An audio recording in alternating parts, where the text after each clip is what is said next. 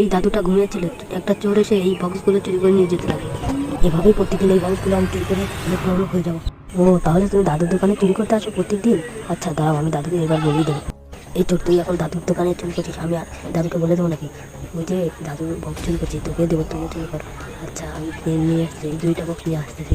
এই যে হ্যাঁ, এই তো আমি 2টা বক্স আনছি, তুই এখান থেকে চুরি করতে থাক, দেখিস দাদু যেন কোনোভাবে ঘুম থেকে না উঠে গেলে তো এই বক্সের দাম 50,000 টাকা জরিমানা দিতে হবে। এতদিন তুই লুকিয়ে লুকিয়ে চুরি করেছিস, আমাকে বলিস না কেন আগে? যা যা, এবার তুই আন, যা, আমি এনেছি তোকে, যা। এই তো আমি তো যাচ্ছি, দাঁড়া আমি নিয়ে আসছি বক্সগুলো। দাদুকে দেখি জেগে আছে নাকি, তাছাড়া তুই এই দুটো আন, একটা তো হবে না। তুই এটা কি করেছিস, জুতো দিয়ে ঢিল মেরেছিস, দাদু তো উঠে গেলে এখন কি করবো আমরা? তুই তো ধরে ফেললো, আমারও তো আমি চলে যাই। ওই আমাকেও তো ধরে ফেললো। এই বক্সগুলো তাহলে তুই চুরি করছিলিস? চল মালিকের কাছে চল, যে মালিক এই বক্স চুরি করে নিয়ে যেতে লেগেছে। বক্স চুরি করি, চুরি করবি এই দোকানে।